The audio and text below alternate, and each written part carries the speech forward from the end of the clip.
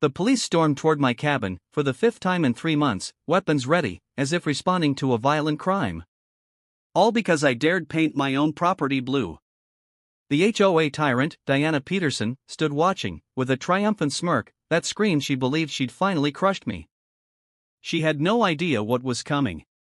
Her pristine reputation, iron grip on the community, and secret deal were about to explode in the most satisfying courtroom takedown this county had ever witnessed. Bullies with badges and bylaws expect submission, not calculated resistance. But I wasn't just fighting back. I was about to win. Hey, let me know where you're watching from in the comments. Have you ever dealt with neighborhood tyrants who thought rules were weapons? Trust me, this story will give you the blueprint for sweet legal revenge. After the pandemic, I needed a change.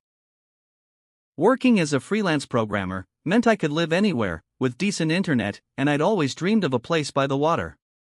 When I found the listing for the small wooden cabin on Lake Pinehurst in Wisconsin, something just clicked. The real estate agent mentioned it was built in the 1970s, one of the original structures around the lake, with the perfect view of the water. What she didn't mention was that I would be inheriting a neighborhood war along with the property deed. The first week at the cabin was pure bliss.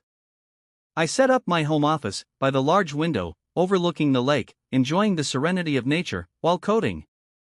I decided to repaint the faded front porch a deep cobalt blue, drastically different from the beige and brown tones of the other cabins around the lake. It felt good to add some personality to the place to make it mine. I was up on a ladder, paintbrush in hand, whistling to myself, when a shadow fell across the porch. "Excuse me, but that color hasn't been approved by the architectural committee," came a sharp voice from below. I turned to see a tall woman with immaculately styled silver hair and a collared shirt so stiffly pressed it could probably stand up on its own. Her arms were crossed tightly over her chest and her lips were pursed in disapproval. "I'm Diana Peterson, president of the Pinehurst Lake Homeowners Association. All exterior modifications must be submitted for approval before implementation." I carefully climbed down the ladder, extended my hand, and introduced myself. "Mason Turner. Nice to meet you, but I think there's been a misunderstanding. My cabin isn't part of the HOA." I pointed to the property map I'd received with my closing documents, which clearly showed the boundary line of the association, stopping well before my property. The agent and my lawyer both confirmed this during the purchase. Diana's face tightened, her smile becoming even more forced. "While you may technically be outside the official boundary, we have community standards that everyone around the lake adheres to. The blue is garish. It affects property values and the aesthetic harmony we've worked hard to maintain." She thrust a thick binder at me, which I reluctantly accepted. "Here's our rule book. 57 pages of guidelines that maintain our property values. I strongly suggest you familiarize yourself with it and repaint to an approved color." I flipped through the binder, noting absurd details like approved mailbox designs and the exact height grass could reach before requiring mowing. "With all due respect, Miss Peterson, since I'm not a member, these rules don't apply to me." I checked very carefully before buying. Her eyes narrowed dangerously. "We'll see about that, Mr. Turner." She turned on her heel and walked away, already pulling out her phone. Later that afternoon, I met my neighbor, Sarah Williams, a young graphic designer who had moved in 6 months earlier. "I see you've met the Dragon Lady," she said, with a sympathetic smile. "Diana runs the HOA like it's her personal kingdom. I get fined for the stupidest things. Leaving my recycling bin out an hour too long, wind chimes that are too audible, you name it. But my cabin isn't even part of the HOA," I explained. Sarah's expression grew serious. "That won't stop her. The 5 cabins outside the HOA boundary are like a personal affront to her. She's been trying to get all of you to join her sale for years. The last holdout, before you moved in. She made his life hell until he finally gave up and sold to an HOA member. The next morning, I found a violation notice slipped under my door, citing unauthorized color selection and demanding I repaint within 7 days or face escalating fines. I pinned it to my bulletin board, with a laugh, assuming it was just an intimidation tactic. I was wrong. 3 more notices followed, throughout the week, each for increasingly ridiculous violations: improper placement of outdoor furniture, unapproved landscaping. I had planted 3 native wildflowers, an excessive vehicle presence, my single car, parked in my own driveway. I was still laughing it off, when on day 5, Sheriff Mike Donovan's cruiser pulled up outside. I watched from the window, as Diana stood at the edge of my property, gesturing animatedly toward my blue porch. The sheriff, a solidly built man, with a weathered face and tired eyes, trudged up to my door, and knocked reluctantly. "Mr. Turner, I've received a complaint about unauthorized construction," he said, not quite meeting my eyes. I invited him in, showed him my property documents, and explained the situation. To his credit, he reviewed everything thoroughly, and nodded. "Looks like you're right. You're outside the HOA boundary. I'll let Miss Peterson know, there's nothing I can do here." As he left, I watched through the window, as he spoke to Diana. Her face reddened, and she gestured wildly, but the sheriff just shook his head, and drove away. Later that evening, as I was grilling dinner on my porch, an elderly man with a cane made his way up my driveway.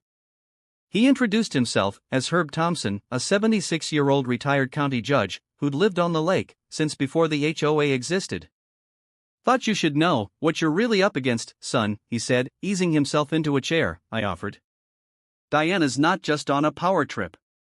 There's a developer looking to buy up the whole lakefront, turn it into some fancy resort. HOA members who vote to sell get a premium, and the board gets a special commission, but they need all the properties, including yours. That blue porch of yours, it's not just an eyesore to her, it's a financial obstacle." As Herb left, he paused at the edge of the porch. "Word of advice: document everything. Diana doesn't play fair, and this is just her opening move." What I didn't know then was that this was just the greeting. Diana had a full-scale attack plan, and her hammer of justice was about to come down on my head in ways I couldn't have imagined. The notices kept coming, stuffed under my door, or taped to my mailbox daily. I started a special file for them, amused at first by the absurdity. An unsanctioned bird feeder installation, excessive lake viewing, improper trash receptacle color. Each one demanded compliance with HOA rules and threatened escalating fines that I had no legal obligation to pay. But when a cease and desist letter arrived from Thomas Reed, the HOA's attorney, the amusement faded. The letter warned of legal action for persistent violations of community aesthetic standards and demanded I repaint my porch immediately. I spent the next week researching the history of disputes around the lake. The county records office was a goldmine of information, confirming that the 5 cabins on the North Shore, including mine, had always existed outside the HOA's jurisdiction. The HOA had been established in 1995, decades after our cabins were built. I also discovered that the association had been trying to purchase these properties for years, using various pressure tactics on the owners. Records also revealed a pattern of escalating harassment whenever non-HOA owners refused to sell. One elderly couple had endured 6 months of daily violations before finally giving in and selling their cabin for $15,000 below market value. Another owner found his boat mysteriously untethered during a storm after refusing an HOA buyout offer. The damage had cost him nearly $8,000 to repair. Coincidentally, almost the exact difference between the HOA's lowball offer and the property's actual value. These weren't isolated incidents. They were calculated strategies. I dug deeper into Diana's background, discovering that before becoming HOA president, she had worked for 22 years at a property management company until being dismissed following multiple complaints about her management style. Former colleagues described her as obsessively controlling and vindictive toward anyone who challenged her authority. The similarities to her, I carefully documented everything, creating backup copies stored in both physical and cloud locations. These people clearly wouldn't hesitate to lose evidence that worked against them. When I mentioned the legal threats to Sarah during one of our evening chats on the dock, she nervously glanced around before speaking. "They've been getting worse lately," she whispered. Diana called an emergency meeting last week about community threats. She specifically named you as a disruptive element. She's pressuring everyone to avoid contact with you. I could get fined just for talking to you right now. The next day, I found my car, photographed from multiple angles, by a woman I recognized from the HOA board. When I asked what she was doing, she scurried away, without answering. That afternoon, I received a notice claiming my vehicle was improperly parked on an HOA access road, even though it was clearly on my own property. My father, a retired attorney, for advice. Document everything, he said, echoing Herb's words. Take photographs. Record conversations, if legal in your state. Save every notice. They're building a harassment case against you, so you need to build one against them. During a moment of quiet reflection, that evening, watching the sunset on the lake, from my blue porch, I found myself remembering fishing trips with my father on this very lake when I was a child.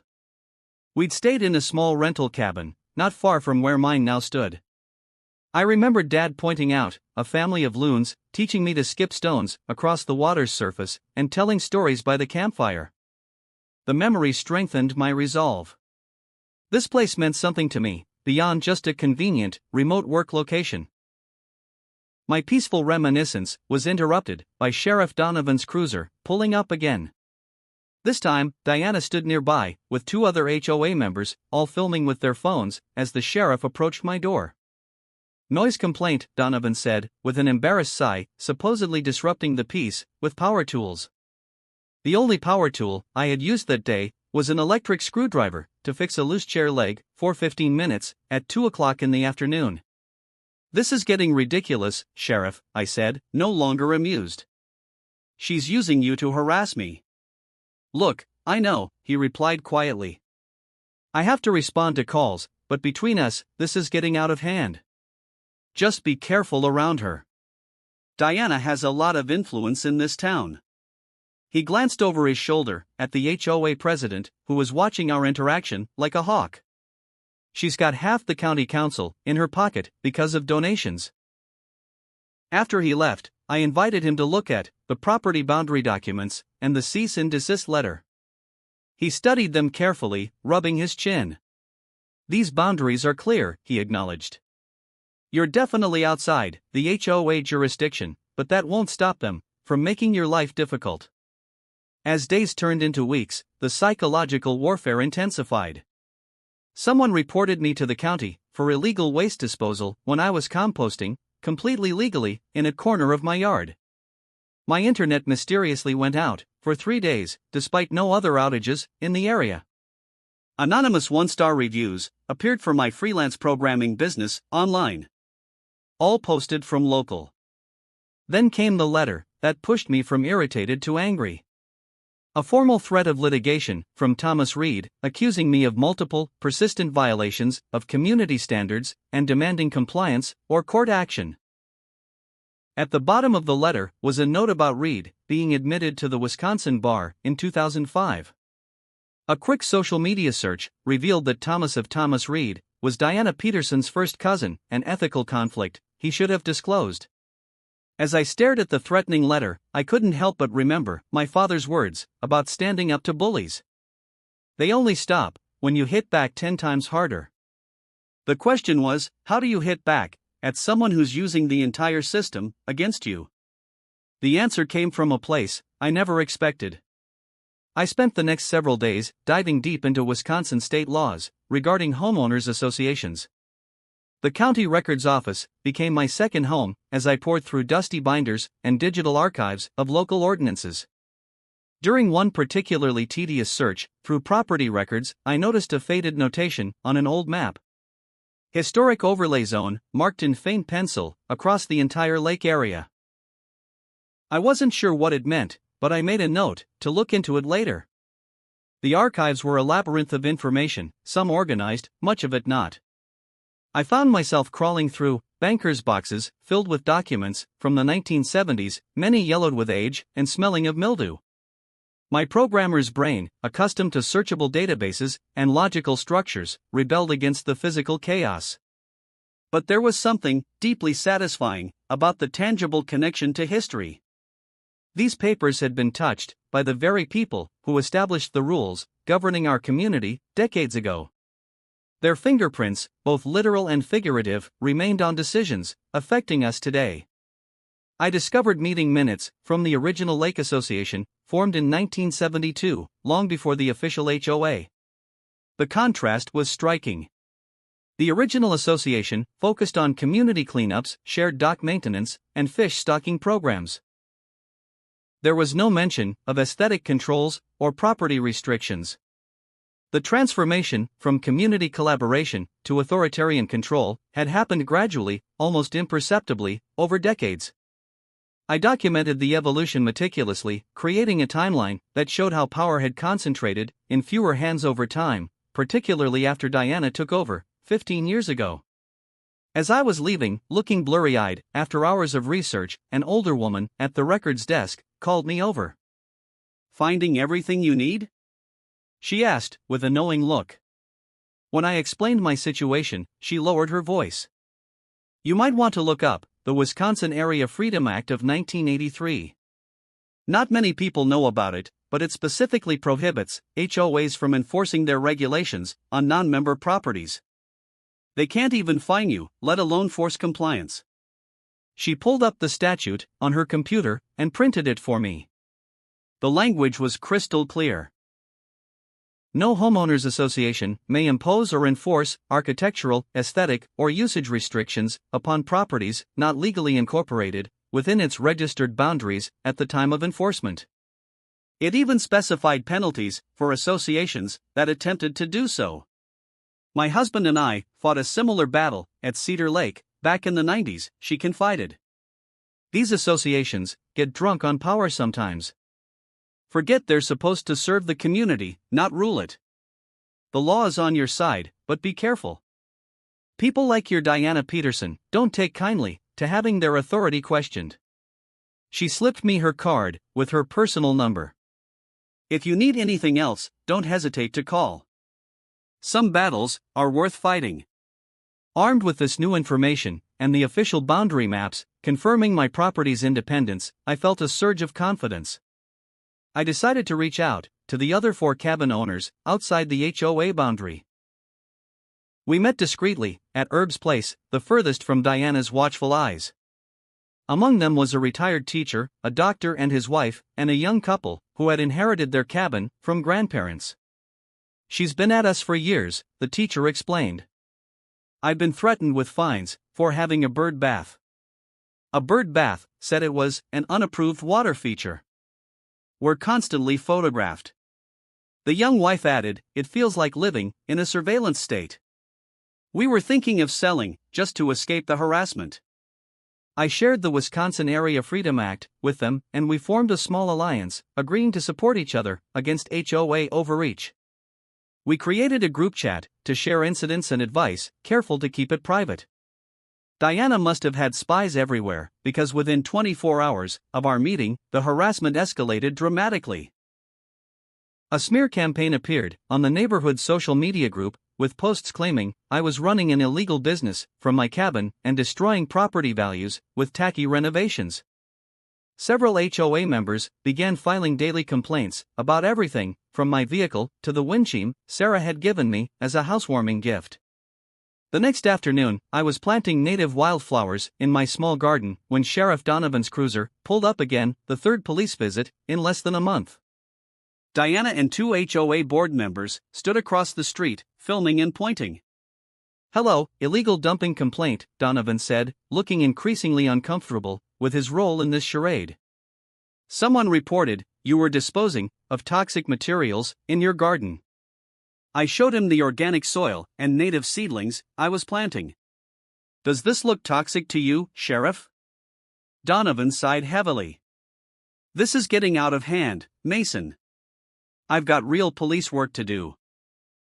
He glanced at Diana, who was watching our interaction intently. "Between us, I'm documenting all these false reports. There could be consequences for filing them." After he left, I invited him inside to show him the Freedom Act I discovered and the official boundary maps. "This is interesting," he said, studying the documents. "I wasn't aware of this law. You might have a solid case here if they continue." That evening, Herb stopped by with more insights about Diana's past.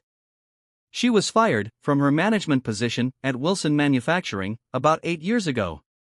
He revealed something about creating a hostile work environment and abusing authority. The HOA presidency is her redemption story. At least in her mind. It's the only place she feels valued anymore. Meanwhile, Sarah had been keeping her distance, clearly afraid of HOA retaliation.